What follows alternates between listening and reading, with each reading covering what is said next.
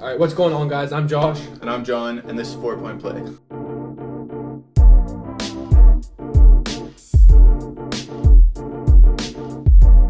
So today we're going to be talking about the Eastern Conference playoffs and just kind of matchups, what we think is going to happen, and any dark horses, any sleeper teams that we think that the media is kind of sleeping on. Right. I feel like Toronto's overrated. They're the number one seed, but I don't think they get talked about enough for where they are in the playoffs. I don't know. Do you mean overrated or underrated? I feel like they're underrated. Underrated? Okay, yes. Same, because I think that the Raptors, people don't give them credit for the offense they put in this year. They've really changed what they're used to going to. Shoot a lot more threes. They move the ball a lot. Right. They got a lot of role players really deep, and their defense has still been stellar from this year. So yeah, I saw something about their bench the other day was they have the best lineup or best lineup for their second. Yeah, man. I think Jakob Podol, he's been the guy that people are underestimating, and CJ Miles. Yeah, CJ Miles has also been a big addition to their team. He extends the floor really well for them, and right. Yeah, he's really consistent. So I think they're kind of a team that people are sleeping on. And this team, actually, I think a lot of people overhyped at the start of the season, including myself. That's the Boston Celtics. I think they had a few injuries the last few days. They had Jaylen Brown, right. Tyus, and yeah. And also you're still missing Gordon Hayward, and we're not sure anything about him. And their coach said he wasn't coming back this season, even though he wants to. There you go. So they're without the other, I'd say, all-star. I think he would have been an all-star this year. Yeah. I don't know if.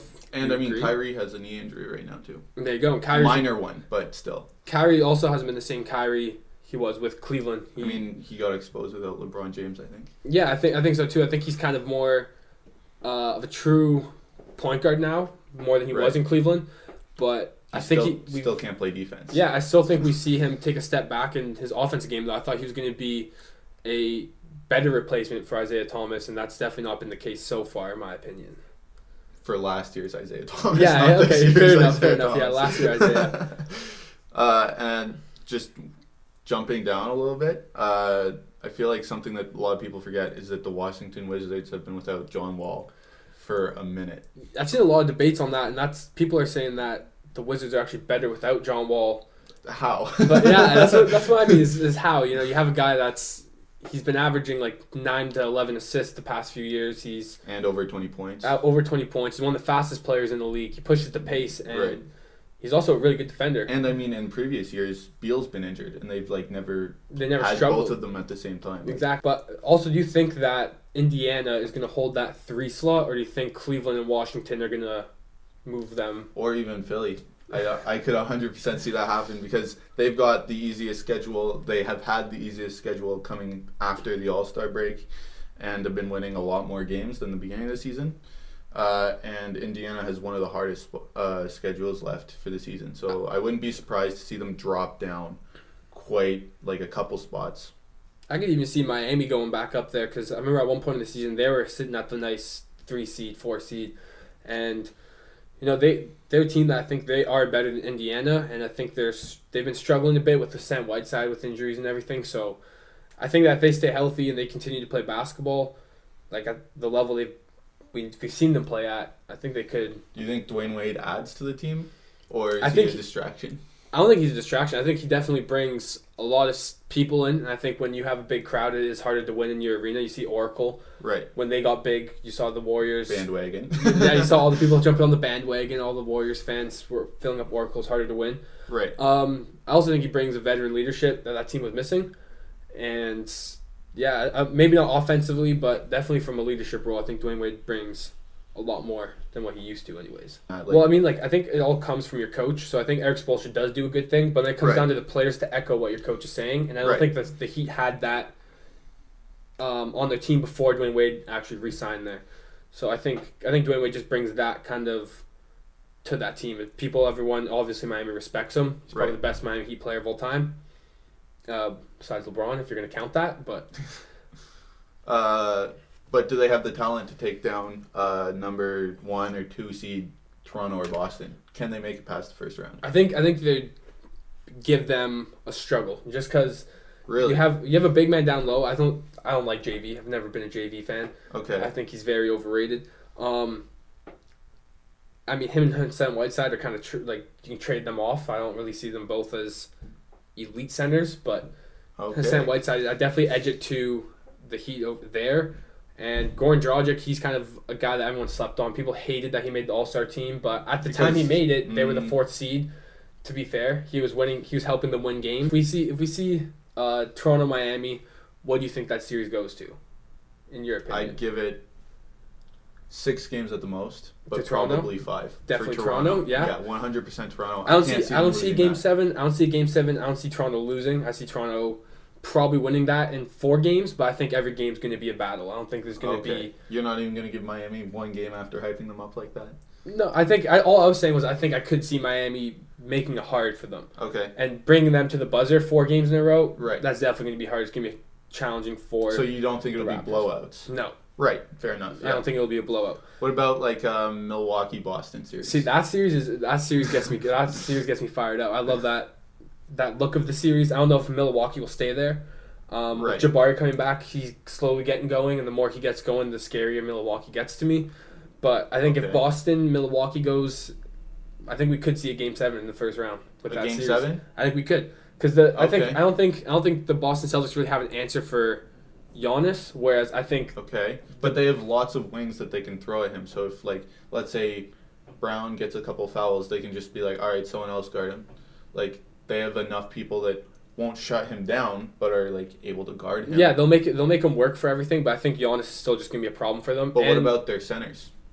Do they have anyone that's going to be able to keep up with elite centers? Because in the games that I've watched with them, if there's a dominant center, they've always had issues. They've got like Thon Maker and John Henson. Right. John Henson, who's smaller than like a lot of these big guys.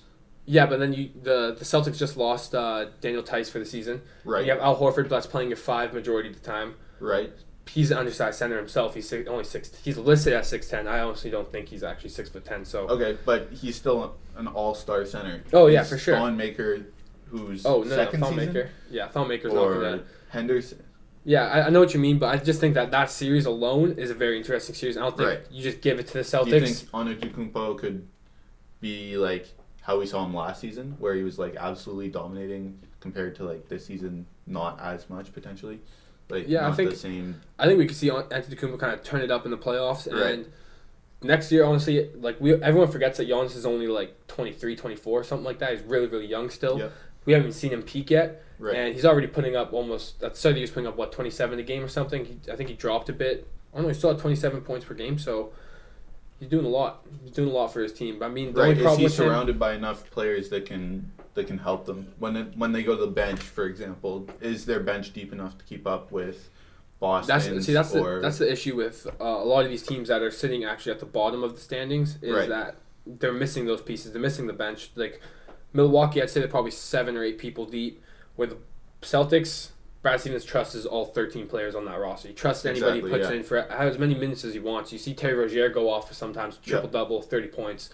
And you know that really helps during the playoffs. When do you think that Brandon Jennings could bolster that bench as he just signed his 10-day contract? I think he could continue to play, but I don't know if he's going to continue to play at the level he did in his debut. Right, that was a bit like it was a shocker. Crazy. It was a crazy shocker for everybody. I think. But I still think that he has something that he could definitely add to that team. All right, so let's move on to Indiana and Philadelphia. I would give that to Philadelphia. I would too. Regardless, I know you're a big Philly guy, but I also just don't believe in the hype of Indiana. I think they just caught a lot of wins early in the season, and now they're kind of just making up for it, taking their losses. And you see Victor Oladipo, he's definitely regressed since the start of the year. Yeah, I mean, they're not a bad team, like not terrible. They got a lot of decent players, but no one like stands out. I mean, Victor Oladipo obviously was on a crazy streak at the beginning of the season, but he started to cool off on his like 3-point percentage, stuff like that. So I wouldn't be surprised if they take a first round exit. I wouldn't be surprised either. I think they'll be good again in a few years. Victor Oladipo's also only like 23, 24. He's been in the league for a few years. Yeah. Miles Turner's another guy. He's going to be crazy. He's going to be really good. He's athletic. He can shoot the ball. He can play defense. Thaddeus Young, he's also been a guy he's been a good role player. He's really he's athletic. He can still get to the rim. He can shoot the 3 ball a bit. Corey Joseph coming from the Raptors, he has the experience in the playoffs, so he might assist a bit, but I just don't think it's enough to compete with the Sixers. Especially now they've just picked up some decent bench pieces. Like similar to the other teams around the bottom of the East, their bench was a big issue, but they added 2 starters from the Hawks, which isn't saying much because it's the Hawks, but they still were starters on another team, and now they're bolstering Philadelphia's bench. Yeah, and I think Philadelphia, I'm not going to say Ben Simmons is the key. It's Joel Embiid, man. Being down low with Joel, he's a monster. Yep. Like, what can we say? He's phenomenal, man. I remember watching him in Kansas and just being like, I hope this guy's a Laker one day. And he wasn't, but now he's playing for Philadelphia, and I'm happy to see him healthy and putting up numbers that we all expected him to. Right. And I mean, I feel like players like Dario Saric and Robert Covington often get overlooked as well, but they're like part of the strong starting cast that Philadelphia has. Covington's a beast, man. Covington's like, if I see him going anywhere other than Philadelphia, he's going to be going to Golden State just because he shoots the ball so freaking well, man. I remember watching I mean, he's a little streaky. Recently, he's not been doing so hot, but on defense, he's like ridiculously good. Yeah. And I mean, I don't know if you've been paying attention, but for the last 30 games, Dario Saric has been averaging, I think, 40, 50, and 90. Oh, dang. I didn't know that. So he's been... There you go. And I also think Philadelphia was smart bringing Ilya Silva in. Yeah. Because Ilya Silva and Dario Saric are basically mirrors. Like, they're the same player to me. So right. Having Ilya Silva, who's excelled in the Philadelphia offense before. Not only that, he's a starter level player. Exactly. He still starts. He's a good starter, and he's coming off the bench. Yeah, exactly. So he can teach the younger Saric like his tricks and everything on how to score with the athletic ability that other NBA players possess, and I think Dario Saric is going to be a huge key to that team. All right, so finally we got the Cleveland-Washington series. See, this would be a super cool series. I really wanted to see them play last playoffs. I felt like if anyone was going to be Cleveland, it would be Washington. And so if John Wall can come back healthy, I feel like that team could give Cleveland a lot of problems. I just hope John Wall doesn't come back during the playoffs. I hope he comes back a little bit before, so we can they can give him a week or two just to get the minute restrictions through him, and he's not coming back in the playoffs having to play like 20 minutes tops, and it's just going to be like not going to be a fun series to watch at that point. But if they're at full health, it would be, I'd say, would definitely like go to game 6 or 7. Yeah, I remember go either way. I remember when Cleveland first got their additions of Jordan Clarkson, Larry Nance, and everyone was making a big deal. I think Cleveland got better, and they ended up winning a few good games, and now they're struggling again. They're not very good. Right. And also going into playoffs, they got less experience with that trade.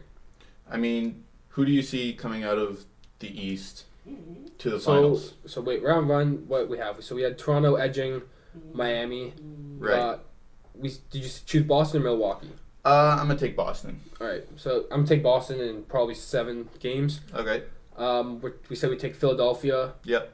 And you're giving it to Cleveland or Washington?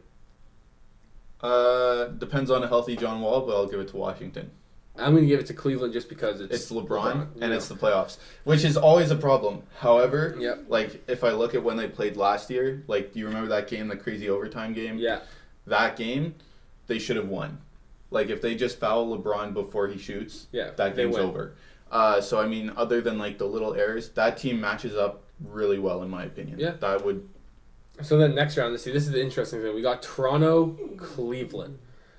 So that's right. I think that's the thing Toronto wanted to avoid is they actually wanted Cleveland to be this 2 or 3 seed because they want to not have to play them until the conference finals. You'd rather match up with an Indiana at the 4 seed or Washington at the 4 seed or 5 seed than playing Cleveland right now because you play Cleveland second round. You're not just playing Cleveland. You're playing LeBron. You're playing the greatest player in basketball right now. So right. What do you give that series? Do you think the Raptors have what it takes this year to beat them, or do I think the Raptors are legit. I wouldn't be surprised. You think so? I wouldn't be surprised to see them potentially finally beat Cleveland. Like, I mean, they've changed how they play, and if they can keep that up in the playoffs, if they can continue to prove what they've been doing this regular season, then I wouldn't be surprised to see them win. If they revert back to how they've played the past seasons, then I mean. Probably the series over. It's going to be swept. It's going to be what we saw in the past, and the Raptors get swept by Cleveland again. But I wouldn't be surprised to see Toronto win. You know, I'm going to have to just give it to LeBron. I think he's just the safe pick In the East, he's just been in the playoffs way too long now. He knows what it needs to get done to win, and he does it all. There's clearly been no answer except for Kevin Durant really to LeBron in terms of like a one-on-one matchup that's gonna kind of cancel each other out. Is LeBron Kevin Durant? I don't know. I feel like Cleveland's bench, not only has Toronto employed this new philosophy, they've got a really deep bench, and I feel like that's going to be a real issue for Cleveland. Maybe as they continue to play together for longer, they'll have an improvement, but so far I can't see them. Cleveland just has so much versatility, and plus you got everyone forgets that Kevin Love's still out, and he's meant to come back. And Kevin Love, I think he's the X factor for the Cavs. I think it all depends on how he plays. I think because we all know LeBron's going to go in the playoffs, average basically triple-double all the way to whenever they get either eliminated or to the finals and lose. So I think it all comes down to their next best player, and that's Kevin Love. And we saw him go up and down with this Cavs team. I don't really know what his decision is, where he's going to be going. There's a Kevin Love that scored like 30-something points in one quarter. And then there's a Kevin Love that doesn't even show up for the finals. And he's just not a part of the game. So yeah. But I mean, they also, Ibaka on Love is, in my opinion, that's a really good matchup for the Raptors. I think that's something you're going to live with. The only issue is who's going to guard LeBron. That, but also is what's going to happen when we put their lineup of LeBron at the 4, Kevin Love at the 5, because you're not going to keep JV on the court. You can play Siakam or Podol on Kevin Love. Play them at the center? Right. Yeah, I wouldn't be surprised to see that happen. I can see Podol coming in and playing actually huge minutes in that series because he's been a guy that's energy. He just brings a lot of energy off. He never gives up on plays. He's going to be a good player in this league, I think, one day. All right, and then on the other side we got Boston and Philly. I actually think Boston's going to have the hardest route to the finals as of right now. That's a crazy series. I think those two cities hate each other. Yeah, I think that's going to be a very interesting series. I think Philadelphia could actually open a lot of eyes, and we could see what could come about from this young team. I mean, the only issue is who's going to guard Kyrie. They realistically, unless you're going to try and play Ben Simmons on Kyrie, which would be interesting, they don't have a point guard defender. Yeah. And so against elite point guards, like across the league, they've struggled a little bit. So can they guard Kyrie? Yeah, I think Philadelphia could play Ben Simmons at the 1 realistically, and I think he could successfully guard elite point guards. I think he's not sure of how to do it yet. He doesn't know how to use his length and his strength. And his speed, like LeBron, he doesn't know how to use that yet. He's still a young guy, so he's still learning that stuff. So I think maybe not this year. Philadelphia beats Boston, but I can see next year's Philadelphia going from like the 6-7 seed, even up to the top 4 seed in the East. How many games do you see that going to? I can see it going to 6. I can see Philadelphia taking off 2 games at home. I could see it going to 7. I can see it too. Because who's going to stop Joel Embiid? That's another big question. That's the issue. If Joel Embiid can be Joel Embiid and he can thrive off that matchup, who do you see coming out into the finals? Like, who's going to be the champion of the Eastern Conference? I'd say at the start of the year, I was saying Boston, but I think right now, I'm gonna give it to Cleveland just because I can't go against LeBron right now. He's proven history. Every year I go against LeBron when it goes to the conference finals, and he always proves me wrong. So I just gotta hop on and just be. I think LeBron's gonna go to the finals again, lose to the Warriors, probably the Warriors again, and I'm gonna go with Toronto. You're gonna go with Toronto? I think I can see why. I think they can come out. I think they have the chance. I think this year is their shot. I think every year we're always asking, can Toronto do it this year? I think this year is the year they do it. Right. It's a risky pick for me because every year I say Toronto has a good shot and they choke to the randomest teams. But have they ever had this good of a shot? Cleveland's falling apart. Like the Celtics are questionable sometimes. Like look at the other teams on the list. And, there's not that many scary ones. Maybe Giannis would be scary for the Raptors, but they beat him last year. And they look that much better this year. Is there ever going to be a better time for Toronto than this? I think this is their chance. So. Yeah, for sure. All right, is there anything else you wanted to... Not really. To play at? Let us know in the comments. Yeah, let us know in the comments what you guys think. Like, subscribe, and thank you guys for watching. Peace.